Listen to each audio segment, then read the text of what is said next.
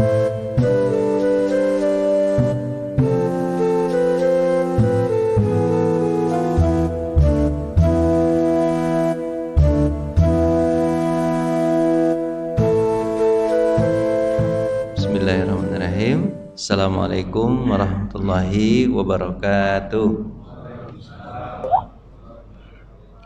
Alhamdulillah allazi bi ni'matihi tatimmu shalihat. Asyhadu an la ilaha illallah wa asyhadu anna Muhammadan abduhu wa rasuluhu la nabiyya ba'da, amma ba'du. Jemaah yang dirahmati Allah Subhanahu wa taala.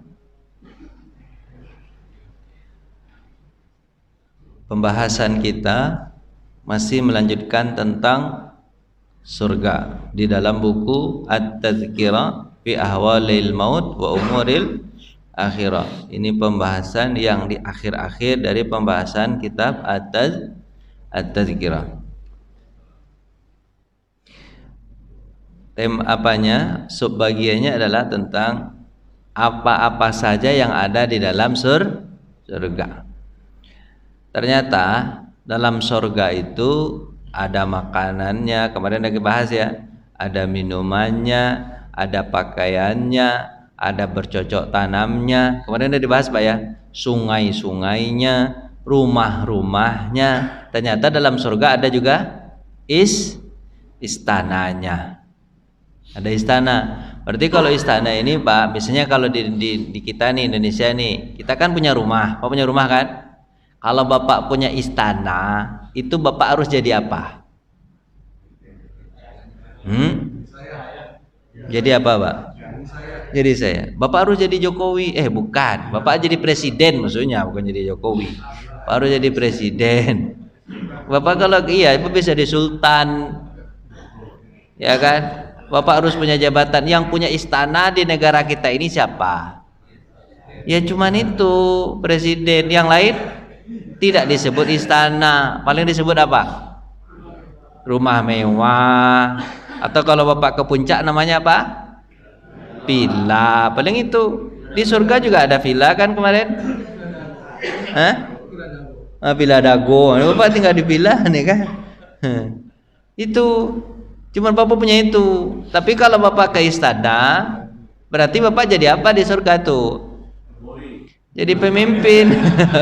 Jadi apa Pak? Room boy kata dia, bersih-bersih. Itu Pak, Bapak punya istana. Pak, istana tuh Bapak bayangkan gimana? Coba bayangkan, kalau istana tuh di sana ada rusa-rusanya. Kan istana Bogor kan ada rusa-rusanya Pak ya? Ada rusa-rusanya. Terus lapangannya luas. Ada penjaganya pakai apa? Pakai senjata. Habis apa? Pagarnya kokoh, ya kan? Bapak di dalam itu diapain? Dilayani.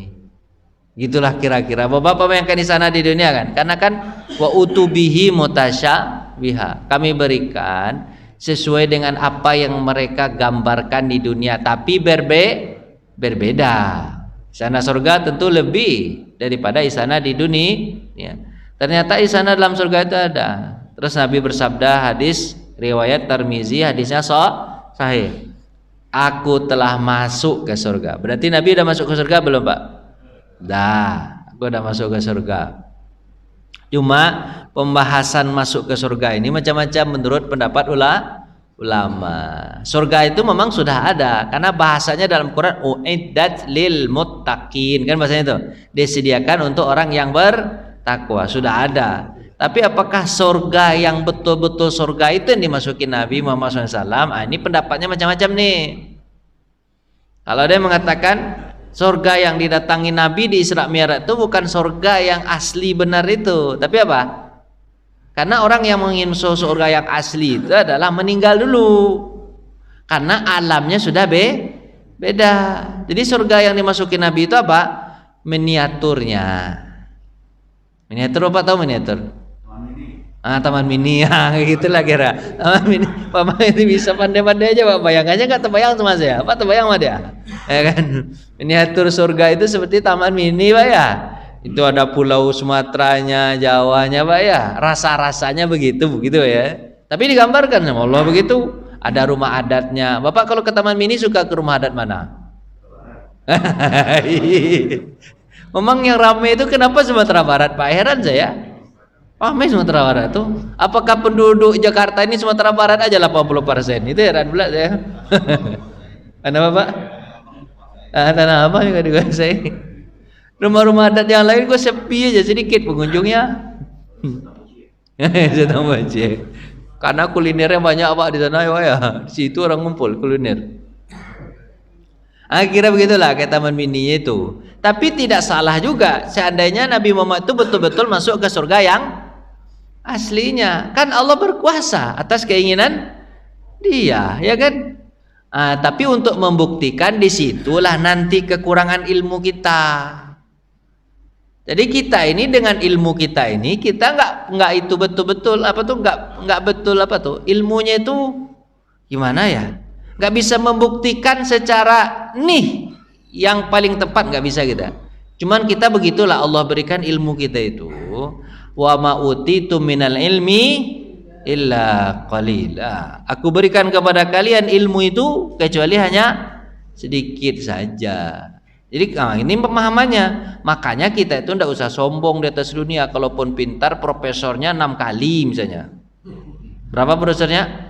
6 kali. Atau doktornya 10 kali. S2-nya 5 kali. Tidak usah sombong-sombong betul. Apa sebab?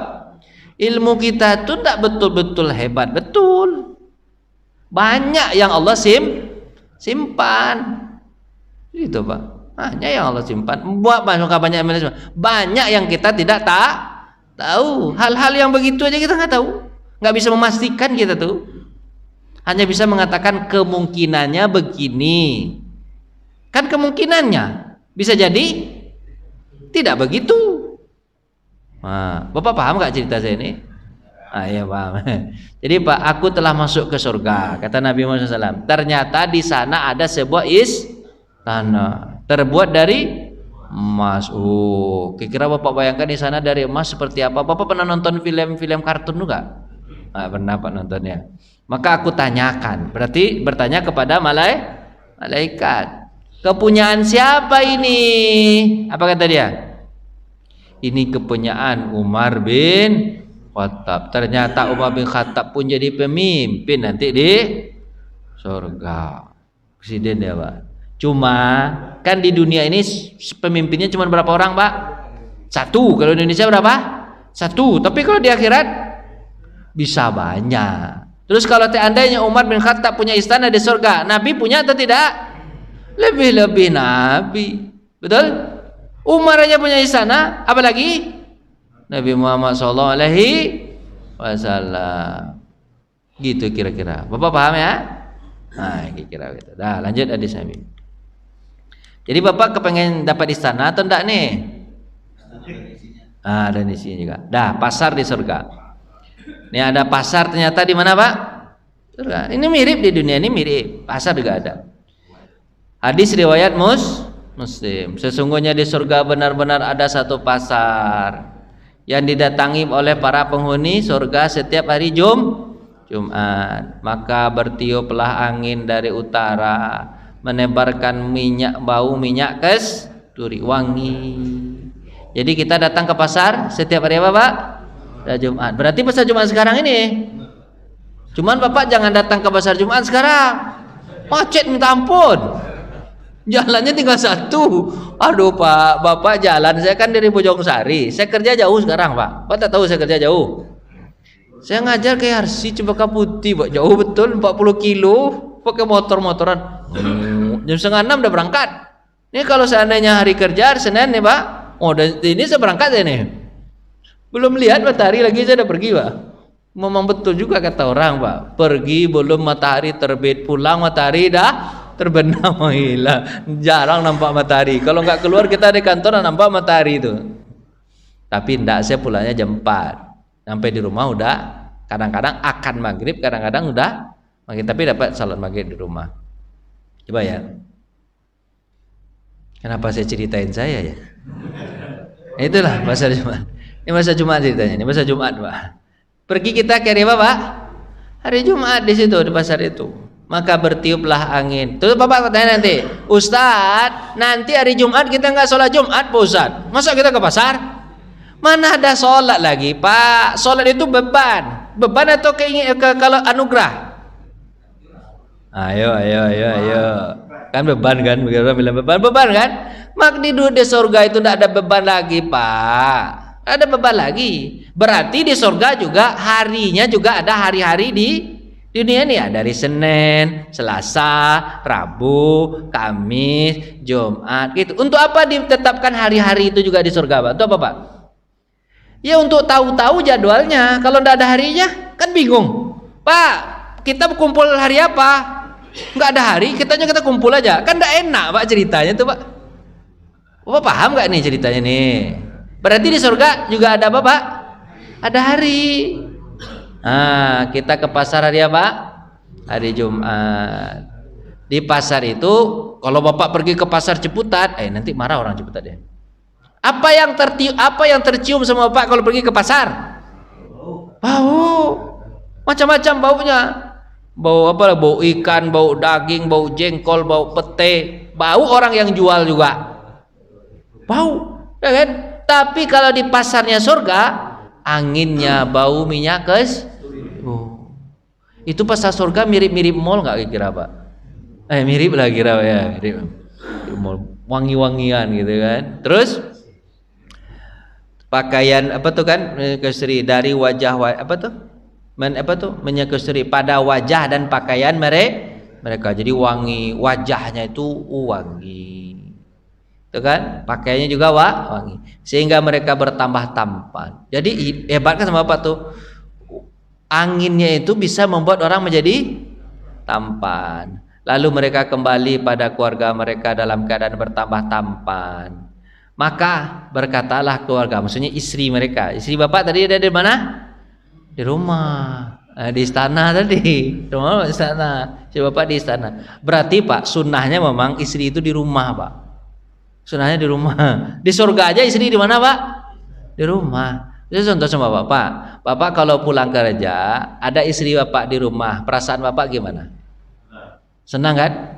Atau Bapak pulang kerja, istri Bapak nggak ada di rumah, Bapak yang buka pintu sendiri, habis itu Bapak hidupkan lampu sendiri, habis itu kalau Bapak ini cuci baju sendiri, masak sendiri, makan sendiri, baru istri datang jam 10 malam. Kita udah tidur, istri ketok-ketok pintu. Gimana rasanya, Pak? Enak rasanya. Enak serius, Pak. Memang istri itu bagusnya di mana, Pak? Enaknya di rumah. Kalaupun dia kerja paruh waktu. Tidak ngalah-ngalahin kerjanya suami. Pokoknya kita berangkat dulu, istri nanti berangkat kemudian. Istri pulang dulu, baru sudah tuh kita yang pulang. Oh, indahnya ketika istri bukain pintu. Bang, insya Allah senang hati. Bapak begitu nggak, Pak? Bayang-bayangkan aja lah begitu, ya kan? Kemudian berkatalah keluarga mereka, demi Allah, kamu sekalian semakin tampan. Pergi tampan, pulang lebih tampan. Enak betul. Berarti Pak, setiap Jumat ketampanan Bapak bertambah-tambah. Sekarang setiap Jumat ketampanan Bapak bertambah-tambah atau makin berkerut? Itu bedanya dunia. Dunia makin lama makin mengerut. Akhirat makin lama makin tampan. Itu beda tuh, Mak. Beda nggak? Beda. Tapi kalau ada teman-teman Bapak bilang, Bapak makin muda ya, pret, mana pula makin muda, makin tua ya. Itu Bapak dibohongi ya pula mau. Ibu tuh yang senang betul tuh. Ibu yang senang betul. Semua sama kawannya. Ibu ini makin lama makin cantik ya. Pret, cantik apa? Makin lama makin tua ya itu. Lanjutlah, Pak. Nanti marah pula ibu-ibu nanti. Pasal di surga. Dalam hadis riwayat Ibnu Majah dikatakan bahwa pada hari Jumat penghuni surga itu dapat melihat Allah. Nah, kan ini. Jadi pada Jumat itu bukan hanya sekedar mengambil makanan-makanan yang banyak di surga tanpa uang itu. Ya kan? Ambil aja makanan tuh. Kehendak hati kita, ya kan? Pulang-pulang bawa oleh-oleh. Istri senang nggak ketika kita pulang bawa oleh-oleh? Oh, senang. Apalagi Bapak misalnya nih, jadwal pulang jam 6. Tahu-tahu jam 8. Kalau bapak nggak bawa apa-apa, curiga dia, Pak. Curiga dia. Bawa sedikit, apa sedikit? Jeruk. Ini sedikit jeruk. Hilang curiga dia. Oh, abangku terlambat karena gara-gara beli jeruk. Kayak gitu. Kalau enggak dibilang bapak nanti punya cabang lagi tuh. Makanya bapak kalau pulang tuh bawa dikit. Lanjut. Allah menampakkan apa tuh dari Jumat itu kan? Kan ada hadis yang sangat panjang tuh, Pak. Ketika Allah bertanya di hari Jumat itu kepada orang yang ada di pasar, apa kata Allah? Apa yang kurang dari nikmatku? Apa jawaban kita, Pak? Sudah berlebih banyak ya Allah. Kami tak mengira bahwa amalan kami bisa seperti ini balasannya. Padahal amalan kami begitu-begitu aja. Kalau ngaji banyak ketawanya aja. Tapi kok begini ya Allah balasanmu? Inilah rahmatku kata Allah. Apa yang kurang? Coba kalian minta. Tidak ada yang kurang ya Allah. Malah ini sudah berlebih betul. Tapi ada yang menjawab, ya Allah, kami ini tahu yang memberi nikmat ini adalah Engkau. Tapi kami ingin berterima kasih kepadamu, tapi kami tak pernah melihat wajahmu. Ya Allah, bolehkah kami melihat wajahmu? Di situ permintaannya, Pak. Permintaannya di situ. Bolehkah kami melihat wajahmu? Bapak paham nggak ciri-ciri ini? Apa ini, Pak? Kalau Allah langsung memperlihatkan wajahnya, kira-kira bisa nggak, Pak? Bisa. Kenapa harus diminta? Kenapa harus diminta, Pak? Ingat, Pak, ya, dalam perasaan kita nih, Pak, sesuatu yang kita minta kemudian dikabulkan dari sesuatu yang tidak kita minta kemudian dikasih, mana yang lebih nikmat, Pak? Diminta dulu ke dia dikabulkan atau dikasih langsung? Mana lebih nikmat mana, Pak? Diminta dulu. Karena sesuatu yang diminta dulu berarti sesuatu yang sangat privat. Privasi berarti, Pak. Itu diminta dulu baru dikasih. Gitu kan? Itu diminta dulu. Jadi sebenarnya Allah tuh bisa saja memperlihatkan wajahnya langsung. Tapi Allah ingin dari kita yang minta. Biar apa? Biar kita bisa merasakan kenikmatan yang lebih daripada diberi langsung. Itu, Pak. Saya contoh sama Bapak, mana yang enak? Ada mobil dapat dari warisan, ada mobil pula yang Bapak cari dengan keringat Bapak kemudian dapat. Mana yang enak? Dapat dari warisan atau yang Bapak cari dari keringat Bapak? Seriusnya, mana jawabannya betul? Dari keringat kita, Pak. Sebab kalau ada orang bertanya nanti kita bisa jawab. Misalnya nih, contohnya nih, kalau itu dari warisan, terus orang bertanya, Pak, Bapak mobil Bapak nih, ya. Dari dapat bagaimana cara dapatnya nih, Pak? Warisan. Apa kata orang? Warisan. Tapi coba Bapak bilang, ini saya cari dengan keringat saya sendiri. Gimana rasanya, Pak? Gimana rasanya? Bangga, agak sombong dikit. Bangga juga. Sombong enggak, tapi bangga kan. Itu kira-kira begitulah, Pak. Jadi dimintalah sama Allah, ya Allah, coba lihatkan wajahmu. Apa kata Allah? Fayakshiful fihi hijab. Allah bukakan hijabnya. Tercenganglah kita. Berapa lama kita tercengang, Pak? 40 tahun tanpa berkedip. Apa kata komentar? Ya Allah, nikmatnya melihatmu lebih nikmat daripada surga itu sendiri. Ternyata Allah lebih indah daripada surga. Di situ yang saya susah membayangkan, bagaimana indahnya Allah lebih indah daripada surga. Padahal surga saja menurut cerita kita indah dan enak, tapi Allah lebih indah lagi daripada surga. Allahu alam. Gimana caranya? Lanjut. Kemudian Allah menampakkan arasnya dan Allah tampakkan, maka Allah nampak oleh mereka di suatu taman di antara taman-taman surga. Semua orang yang ada di sana diajak dialog oleh Allah. Bayangkan sama Pak, diajak ngomong Pak. Bapak kalau ketemu sama presiden, Bapak cuma lihat saja dari jauh, atau paling kurang Bapak salaman cepat gitu, atau Bapak diajak ngomong? Bapak diajak ngomong dah. Habislah waktu presiden. Tapi Allah, ini Allah juga menyapa ini, Pak. Allah tuh namanya apa tuh, Pak? Kalau dulu dalam istilahnya tuh, Pak, keliling-keliling ke orang tuh apa namanya? Belusukan, Pak. Allah belusukan juga ternyata. Ini mungkin dari sini nih ceritanya dapat belusukan ini nih. Belusukan. Gitu. Diajak ngomong sesuatu, Pak. Gimana kabar, Pak? Bapak gimana? Gimana keadaan? Di dunia gimana dulu? Di surga apa yang dapat? Bukan Allah nggak tahu. Allah tahu apa yang kita dapatkan, tapi Allah kepengen ngobrol sama kita, Pak. Dan suara Allah lebih indah dari seluruh suara yang ada di dunia. Dan suara Allah berbeda dengan suara manusia atau makhluk yang ada. Diajak ngobrol satu-satu. Gimana perasaan Bapak kalau diajak ngobrol, Pak?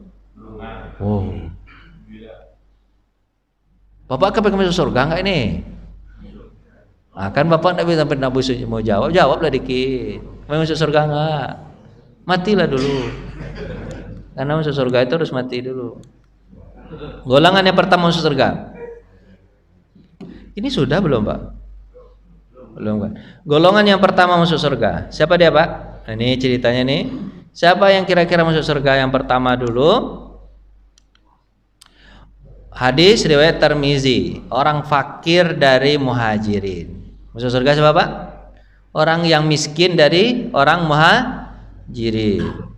Jadi Pak, di surga itu Pak, kita bertingkat-tingkat Pak jabatannya, bukan bertingkat-tingkat apa tuh Pak? Nikmatnya. Jadi tidak sama. Jadi pun sahabat itu bertingkat-tingkat Pak. Sahabat Bapak tahu sahabat? Sahabat Nabi itu dalam hadis itu disebut tabaqatis sahabah. Apa artinya Pak? Tingkatan level-level sahabat. Yang paling bagus sahabat itu disebut dengan as-sabiqunal awalun, orang-orang yang pertama masuk Islam. Itu yang pertama tuh. Itu yang pertama tuh Pak, as-sabiqunal awalun. Setelah itu baru orang muhajirin. Setelah itu baru orang ansor. Jadi itu tabakat. Kalau belajar Bapak ini ilmu hadis atau cara-cara penyusunan hadis ada juga Pak. Sebagian cara penyusunan hadis itu sesuai dengan tingkatan sahabat-sahabat itu. Dimulai dari yang paling hebat dulu, misalnya Abu Bakar, hadis dari Abu Bakar, Umar, Utsman, kayak gitu Pak. Dimulai dulu 10 orang yang masuk surga, nih sebutkan kan. Kemudian baru setelah itu apa? Orang-orang yang Islam duluan disebut-sebutkan. Nanti orang yang muhajirin, habis itu orang ansor, habis itu orang yang ikut perang Badar, habis itu orang ikut perang Uhud, habis itu yang ikut perang Ahzab, habis itu orang yang ikut Bai'atur Ridwan, habis itu apa? Orang yang bersama Nabi penaklukan kota Mekah. Sampai di situ. Karena setelah itu sahabat banyak aja lagi. Jadi tingkatan sahabat itu dia bertingkat-tingkat Pak. Di surga pun kita bertingkat-tingkat. Jadi yang pertama masuk surga siapa? Orang-orang miskin dari orang-orang Jadi itu yang pertama dulu. Akan surga 500 tahun sebelum orang kaya dari orang muhajirin. Jadi ternyata yang masuk duluan adalah Pak, memang agak istimewa orang fakir dibanding orang kaya. Orang muhajirin juga, cuma yang duluan siapa Pak? Yang miskin dulu. Habis itu baru orang ansor yang miskin, kemudian orang kaya yang orang ansor. Itu Bapak nomor berapa kira-kira nih?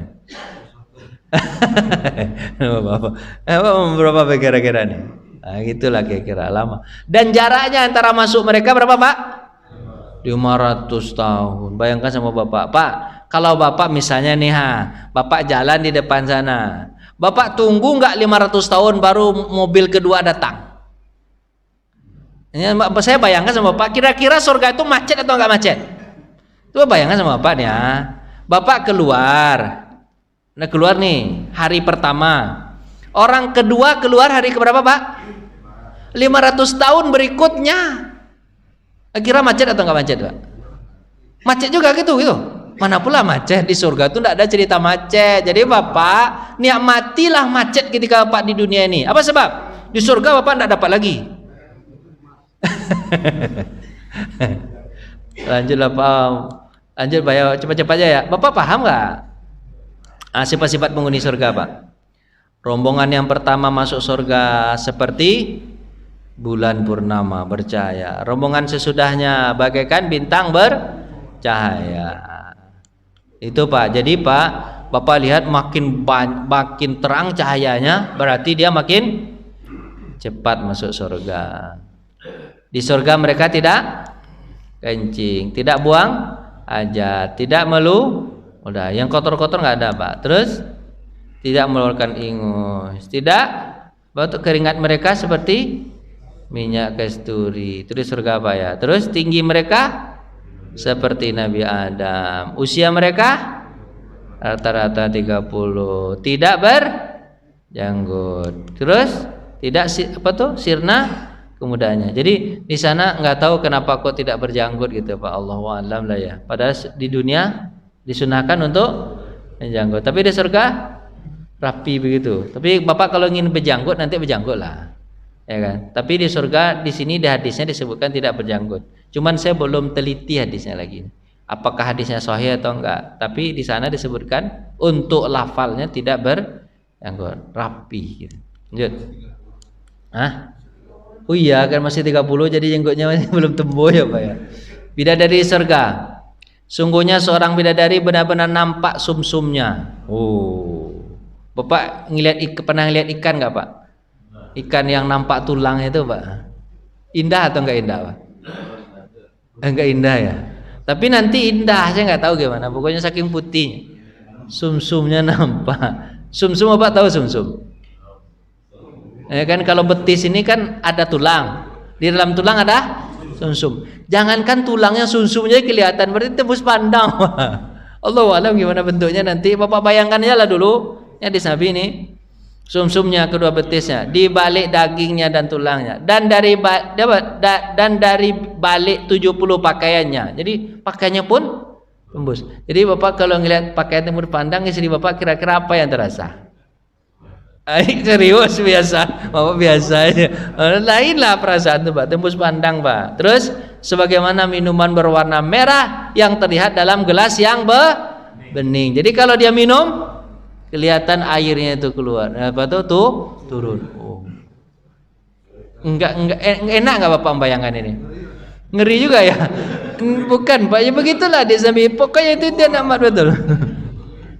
Adalah Bapak lihat aja lah. Saya nggak bisa menjelaskan hadis ini lebih panjang karena begitu hadisnya. Sungguh para wanita di dunia masuk ke surga melebihi cantiknya bidadari. Kenapa sebab Pak? Karena orang di dunia, wanita-wanita dan suami-suami di dunia amalnya itulah yang membuat dia cantik, melebihi dari cantik bidadari. Jadi ibu-ibu jangan apa namanya itu? Jangan sedih. Nanti suami saya pilih bidadari, saya ditinggalin aja, dikacangin. Macam mana nih? Enggak begitu. Ibu lebih cantik 70 kali cantik daripada bidadari. Jadi suami ibu itu tidak akan melihat bidadari, dia meliriknya siapa? Istrinya. Apa sebab? Istrinya lebih cantik daripada bidadari. Suaminya pun lebih tampan daripada sapamnya di surga. Ini kan ada orang yang suka sama sopir, ada yang suka sama sapam kan itu. Dia lebih cantik, lebih gagah daripada sopirnya. 70 lagi gagah, nggak ada selera. Mahar di surga. Jadi Bapak kalau kepengen masuk surga ada maharnya. Apa maharnya Pak? Abu Quhafah. Abu Quhafah ini Pak tahu Abu Quhafah ini salah tulis. Abu Kursufah ya. Bukan Abu Quhafah. Abu Kursufah dia berkata, sahabat Nabi, saya mendengar Nabi SAW bersabda, mengeluarkan sampah dari masjid adalah mahar bidadari cantik jelita. Jadi siapa yang kira dapat banyak macam bidadari Pak? Ustaz siapa? Ustaz Misbah banyak banget. Jadi sampah di masjid itu adalah mahar. Dapat dia Pak ya. Bapak kepengen juga enggak? Ya, kalau Bapak kepengen nampak sampah berarti itu rezeki Bapak. Bukan nampak sampah kemudian marah-marah sama Ustaz Misbah. Ustaz Misbah mana nih? Dikasih gaji tapi tak buang sama enggak begitu cara pikirnya. Ini mahar. Bapak kepengen masuk surga, nampak sampah depan Bapak, alhamdulillah dapat sebidadari satu. Terdengar sama istri Bapak, abang ini udah dari aja abang ini ya.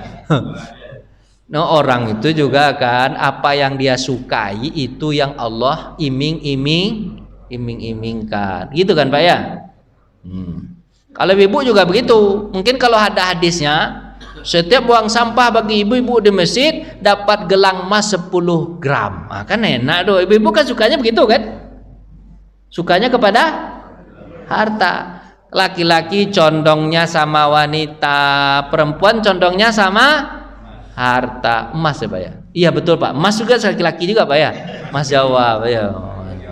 Iya betul juga. Emas hitam. Pasangan di surga. Gimana pasangannya Pak? Muawiyah bin Abi Sufyan pernah meminang Ummu Darda. Siapa ini pinangnya Pak? Nah, ini Muawiyah nih Pak. Muawiyah ini adalah siapa Pak?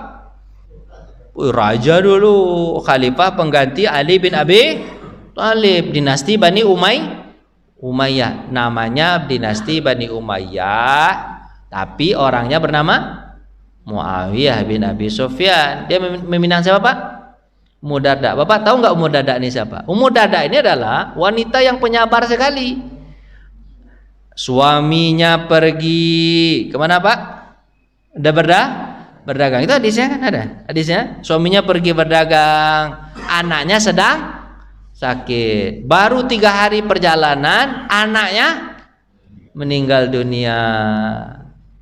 Nggak langsung di SMS istrinya itu Pak, suaminya Pak. Bang, anak kita meninggal, pulanglah Bang. Kan itu? Nggak, Ummu Darda ini membiarkan suaminya pergi berdagang ke Syam. Syam itu paling kurang 2 bulan ke sana tuh Pak. Sudah pulang, nah ini kesabaran Ummu Darda nih Pak. Sudah pulang, suaminya tentu bertanya tentang anaknya. Anak kita mana? Apa jawaban dia? Abang kan belum mandi. Mandilah Bang dulu. Adalah mandi dulu. Udah mandi? Selesai mandi? Tanya lagi, anak kita mana? Kan suami gitu. Anak kita mana? Berarti anaknya namanya Darda. Ayahnya bernama Abu Darda, ayahnya si Darda. Ibunya bernama Ummu Darda. Nah, kayak gitu kan enak betul, nama begitu aja buat Ummu Darda, berarti ibunya si Darda. Anaknya Darda namanya. Terus apa Pak? Mana anak kita? Abang kan belum makan. Makanlah Bang lu. Makan. Saya makan. Anak kita mana? Ayo datangkan anak kita ke sini. Apa kata dia? Apa? Abang kan capek. Abang tak hajatkah sama saya? Dia pakai baju seksi. Abang tak pakai hajatkah sama saya? Ini nama juga laki-laki kalau ditawarin. Bapak kalau ditawarin gitu gimana? Lain aja. Gimana? Ya kan? Akhirnya gitu. Yalah kata abang ya kan. Masuk dia ke kamar. Ah tuh enggak diceritakan tuh skip tuh. Skip itu. Dah, masuk kamar. Dah selesai masuk kamar. Dah selesai kamar, ya kan? Dah selesai masuk kamar. Besok pagi tuh bangun. Habis bangun kan masuk pagi, tuh bertanya lagi, anak kita mana? Apa jawab? Anak kita sudah tenang, Bang. Maksudnya? Tenang apa? Bang, saya mau tanya sama Bang begini dulu ya. Ada pagi-pagi lagi. Pagi-pagi kan otak fresh. Bang, apa? Kalau ada orang yang nitipkan barang kepada kita, Bang, ada nitip barang sama kita nih. Menurut Abang, kalau dia datang terus mengambil barang titipannya, kita kasihkan atau enggak, Bang? Kira jawab apa? Kasihlah, kan titipan orang. Ngapain kita tahan? Itu punya orang, bukan punya kita. Dia nitip pun sama kita, bukan ngasih. Oh begitu ya Bang. Begini Bang, anak kita itu adalah titipan Allah. Dia ambil lagi Bang. Marah Ummu Darda. Kau biarkan aku mandi, makan, kemudian melakukan hajat bersamamu, pagi baru kau kasih tahu. Oh, kira-kira gimana tuh Pak? Itu marah Pak. Cuman marahnya sahabat beda sama marahnya Bapak. Bapak kan ambil kayu Pak pukul kepalanya kan. Tidak begitu cara marahnya. Kalau marah minta sesuatu datang kepada Nabi mencari hukum. Nih gimana Nabi istri saya ini? Gimana nih istri saya ini? Saya dibiarkan tak tahu padahal anak saya sudah meninggal 2 bulan yang lalu, tak dikasih tahu. Sampai di rumah pun dia tidak kasih tahu sama saya. Ini gimana sikap saya sama dia? Saya ceraikan atau siapa kan? Nabi berkata, apa kata Nabi SAW? Kata Nabi, tadi malam, Nabi ceritanya lain lagi. Tadi malam kalian melakukan hajat. Ya, semoga Allah memberkahi hajat kalian dan Allah menggantikan dengan anak yang lebih soleh daripada anak yang pertama. Apa yang dilakukan oleh istrimu adalah bentuk kesabaran tingkat tinggi. Malah dipujinya sama Nabi Bapak. Jadi bapak kalau ada orang yang mengadu, suami ngadu kepada bapak atau istri ngadu sama bapak, bapak jangan panas-panasin, didiamkan. Nih enggak dipanas-panasin. Iya betul istri kamu tuh tak lain pula kayak dia. Bercerai orang akhir itu. Enggak begitu cara mendiamkan suami istri, dicari positifnya.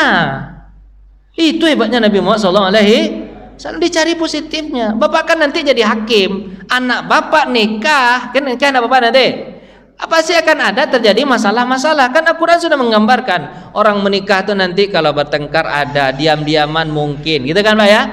Kekurangan duit juga ada, kekurangan anak juga ada, macam-macam kan. Konflik rumah tangga tuh ada di dalam Al-Quran. Bagaimana cara menyelesaikannya pun dijelaskan dalam Al-Quran.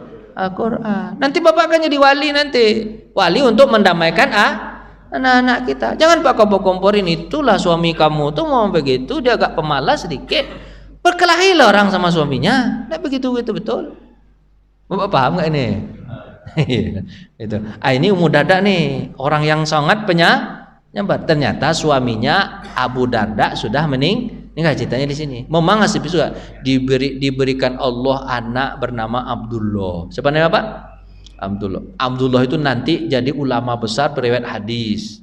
Kemudian nanti Pak Abdullah itu melahirkan pula generasi juga ulama besar. Banyak ulama-ulama besar yang lahir dari rahim Ummu Darda dari hasil hajatnya tadi malam. Jadi Pak, kadang sabar kita itu pasti akan membuahkan hasil, tapi hasilnya bukan satu kali Pak, tapi berkali-kali. Nah, itu Bapak harus bayangkan itu. Sabar Bapak bukan punya hasil berapa Pak? Satu kali, tapi apa Pak? Berkali-kali. Makanya banyak-banyak aja Pak sabar. Ummu Darda, dia dipinang oleh siapa Pak? Abu Sufyan. Maka wanita itu menolak. Bukan dia nggak mau Pak, ditolak kan boleh hak dia kan, dia janda. Janda boleh nolak nggak Pak? Boleh. Dia menolak. Terus saya telah mendengar Abu Darda, maksudnya siapa Pak? Suaminya, menyampaikan hadis dari Rasulullah SAW bahwa beliau bersabda, wanita dalam surga adalah suaminya yang terakhir. Hadis riwayat Imam Hakim dalam kitab Jami'-nya. Jadi Bapak ini kan ada hadis tentang ini. Siapa suami terakhirnya Pak? Nah inilah yang kadang-kadang suami terakhir. Inilah yang kadang-kadang membuat seorang istri kalau ditinggal sama suami nggak mau nikah lagi. Apa sebab? Dia kepengen bertemu dengan suaminya itu. Ini nggak salah juga nih pemahaman hadis ini. Kalau Bapak ditinggal istri gimana? Serius? Berarti Bapak nggak kepengen ketemu sama istri Bapak yang tadi. Nah, Pak, jadi gini Pak. Jadi kan ada ini satu hadis ya, ada satu hadis yang lain. Ini cerita Ummu Salamah. Ummu Salamah kan meninggal pula. Siapa yang meninggal Pak? Abu Salamah. Ini setelah perang Ahzab ini Pak. Setelah perang Ahzab tahun keberapa? Kelima. Abu Salamah ini kena luka, habis itu lukanya itu infeksi, kemudian dia membuat dia meninggal dunia. Setelah meninggal dunia itu sedihlah, suaminya meninggal dunia. Ditanyalah sama siapa Pak?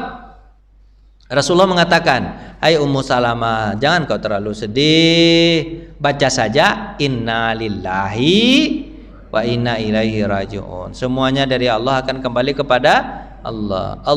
Tambah doanya, Allahumma ahtasib fi musibati fajirna fiha. Ya Allah, hitung ini musibah, cobaan untukku, tapi beri pahala aku dari musibah ini. Allahumma tasib fi musibati fajirna fiha wa abdilna khairan minha. Ya Allah, ganti suamiku dengan suami yang lebih baik. Terus hadis itu dianjurkan, wa abdalallahu khairan minhu. Allah gantikan untukku suami yang lebih baik daripada Abu Salamah. Siapa dia penggantinya? Rasulullah SAW. Jadi Nabi itu Pak, menikah itu kadang-kadang untuk menyelamatkan para janda dan anak-anak yatim tuh. Ya kan? Begitu. Bapak kira-kira menikah begitu nggak untuk nikah ke berikutnya itu? Menyelamatkan janda dengan anak yatimnya atau anak jandanya aja? Bapak mau jandanya aja, anak yatimnya nggak mau. Nabi itu anak yatim itu yang dilihatnya. Terus ceritakan sampai situ. Ditanyalah Ummu Salamah bertanya lagi setelah nikah. Dalam hal nikah tanya, ya Rasulullah, suamiku kan 2, gitu kan? Abu Salamah dan engkau ya Rasulullah. Terus dia bertanya, ya Rasulullah, kira-kira nanti di surga suamiku yang mana? Kan 2 nih, mana suamiku nanti? Berarti pemahamannya di surga pun pasangannya Pak satu-satu. Berapa Pak? Satu-satu. Satu suami, satu sepasang gitu. Pasang gitu Pak. Cuma rasanya seperti rasa 70 orang. Satu dia tapi rasanya rasa 70. Bapak kira-kira kalau punya istri 70 gimana rasanya Pak? Enggak sanggup Pak ya. Cuma satu tapi rasanya 70, itulah begitulah. Istri juga begitu. Satu suaminya tapi rasa 70 juga. Gitu ya. Gitu. Gimana ya cerita yang begitu-gitu ya. Makanya nanti Ustadz jadi salah paham kadang-kadang. Ustadz tuh di surga kita ngapa-ngapa itu aja kerja kita kan gitu. Ada kan dulu menjadi polemik kan Ustadz ngomong gitu kan berlebihan begitu juga. Saya mudah-mudahan nggak sampai ke situ. Gitu. Apa jawaban Rasulullah kepada Ummu Salamah? Kan dia tanya tadi, apa tanyanya Pak? Siapa pasanganku di surga? Apa jawaban Nabi Muhammad? Apa jawaban Nabi Muhammad? Mana yang paling kau cintai, itulah pasanganmu. Ummu Salamah senyum-senyum. Padahal Nabi bilang mana yang paling kau cintai. Ummu Salamah dalam hatinya apa Pak? Kau yang paling aku cintai. Berarti kau nanti yang jadi suami. Padahal begitukah? Enggak. Jadi Bapak boleh menyenangkan hati istri. Itu di sini pemahamannya. Bapak boleh menyenangkan hati istri walaupun belum terjadi. Misalnya nih, Bapak kan punya duit nih, nampak sama suami di sini Bapak kan duit Bapak. Terus saya bertanya, "Bang, duit itu untuk siapa, Bang?" "Ya untuk kita bersama, Dek." Wah, adeknya Pak, istrinya senyum-senyum. Terbayang sama dia emas, baju udah terbayang sama dia. Padahal untuk kita bersama itu maksudnya istri pertama, istri kedua juga ada. Ibu maaf ibu. Dia bertanya. Tapi kan itu kan jawabannya betul itu kan Pak ya? Betul gak jawabannya Pak? Betul. Karena Nabi Muhammad itu dipasangkan untuk 4. Nah ini bedanya lagi. Kita pasangannya memang satu-satu kan, hadisnya itu kebukuannya itu satu-satu kan, satu-satu. Tapi Nabi Muhammad ada kekhususannya. Pasangannya berapa? 4. Pas siapa pasangan Nabi Muhammad? Itu kekhususan. Apa tuh? Yang pertama? Aisyah, istrinya Fir'aun, imra'atul Fir'aun. Karena dia tidak menikah, suaminya masuk neraka. Imannya kuat seperti imannya Nabi itu. Berarti imannya kuat seperti imannya Nabi, berarti cantiknya pun lebih cantik dari yang lain. Kan itu? Aisyah. Siapa lagi, Pak? Maryam. Terus siapa lagi? Khadijah. Masih tahu dia punya suami baik Pak, cuman dibunuh itu. Suami baik dibenamkan juga. Masitoh dan keluarganya. Cuma yang terkenal adalah Masitoh. Itu kan yang Masitoh pada masa Fir'aun digoreng atau direbus Pak? Direbus ya Pak. Nah, jadi istri Nabi itu siapa? Aisyah, istrinya Fir'aun. Maryam binti Imran. Siapa lagi Pak? Khadijah binti Khuwailid. Aisyah binti Abi Bakar. 4 istri Nabi Muhammad SAW. Itu khusus Nabi. Bapak kalau kepengen begitu udah jadi Nabi pula lah Bapak. Makanya Man Musaddiq dia kepengen jadi Nabi. Itu masalahnya. Nah, gitu Pak. Jadi Bapak paham enggak nih? Paham enggak cerita di sini? Ini jadi hadis itu tapi bisa digabungkan juga, bisa digabungkan. Nanti di surga Bapak tinggal pilih, mau suami terakhir atau mau yang lebih Bapak cintai. Artinya apa? Artinya ini pemahamannya nih Pak. Pemahamannya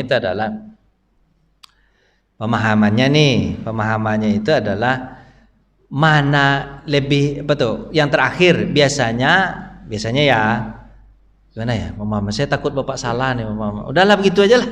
Nanti digabungkan aja. Bapak mau yang mana? Pilih Bapak nanti. Mau yang terakhir atau mau yang lebih Bapak sayangi atau cintai. Sudah. Tapi bukan berarti bahwa ini masalahnya kan ini Ummu Darda ini. Siapa Pak? Ummu Darda. Ummu Darda itu biasanya Pak perempuan kalau sudah ditinggal suami dia tak ingin nikah lagi.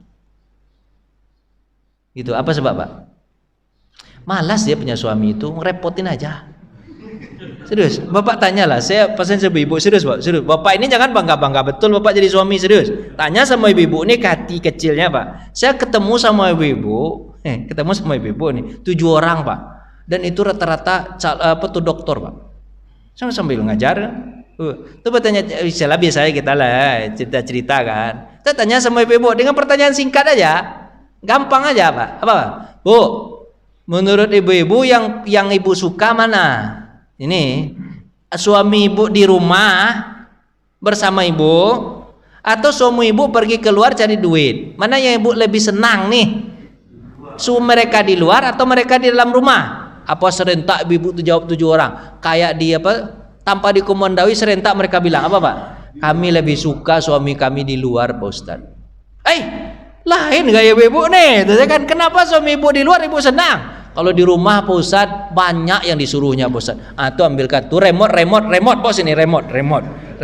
Tuh air ambil.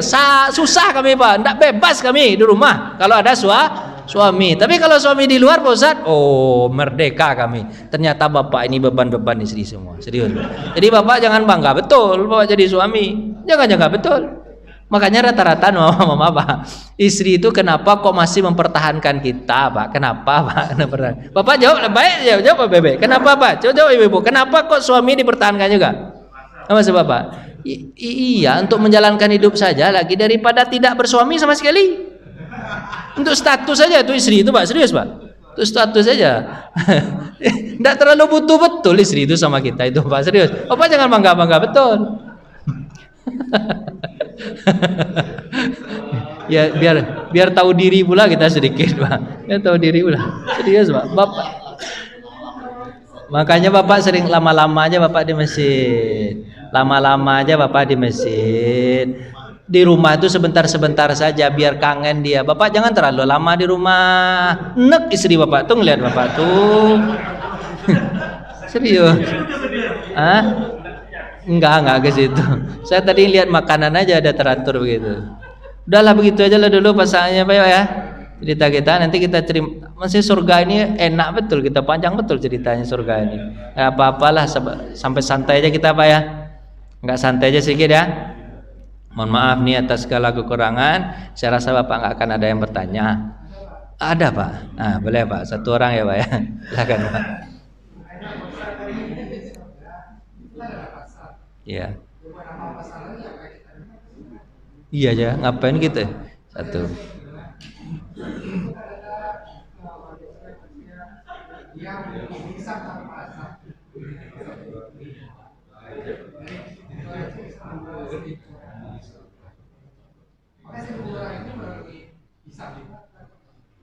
Ya, baik. Pertama, untuk apa lagi pasar? Karena kan apa yang kita minta ada, untuk lagi pasar. Gitu Pak ya. Pak, di dunia ini kita ini apa Pak? Kita ini senang apa yang pernah kita kerjakan di dunia. Nostalgia dulu ke pasar. Jadi kan nostalgia sama-sama pakai apa Pak? Sepeda ontel. Nostalgia pakai motor grup moge gitu kan. Nostalgia. Jadi sebenarnya apa yang Bapak butuhkan dengan moge itu? Bukankah Bapak punya sopir sendiri kalau yang kaya-kaya? Untuk apa dia naik moge? Apa tujuannya Pak? Senang-senangan, happy-happyan. Jadi pasar itu adalah untuk happy-happyan. Kan kita suka berkumpul, betul nggak Pak?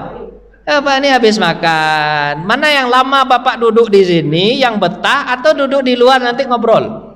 Coba tanya. Bapak kan selesai jam 6 nih, serius nih. Kita ceramah tadi jadi jam 5 kurang 1/4, baru 45 menit nih saya ceramah nih. Bapak udah nggak betah. Tapi nanti pas Bapak keluar ngobrol sampai jam 8 baru pulang. Itu ngamalkan yang tadi ya Pak ya. Jangan lama-lama di rumah Pak ya. Nyalapan Bapak pulang 2 jam Bapak di luar dibandingkan di dalam masjid. Itu apa Pak? Bapak di luar itu apa Pak? Kesenangan, hobi, ngobrol. Padahal ada hasil nggak Pak? Kadang nggak ada juga hasilnya, ngobrol-ngobrol ngelidulkan ke tantu aja nggak ada hasil sama sekali. Begitulah pasar. Pasar itu memang tidak menghasilkan ya, karena kita sudah punya di rumah. Tapi apa tujuannya Pak? Hobi. Nah, satu jawabannya.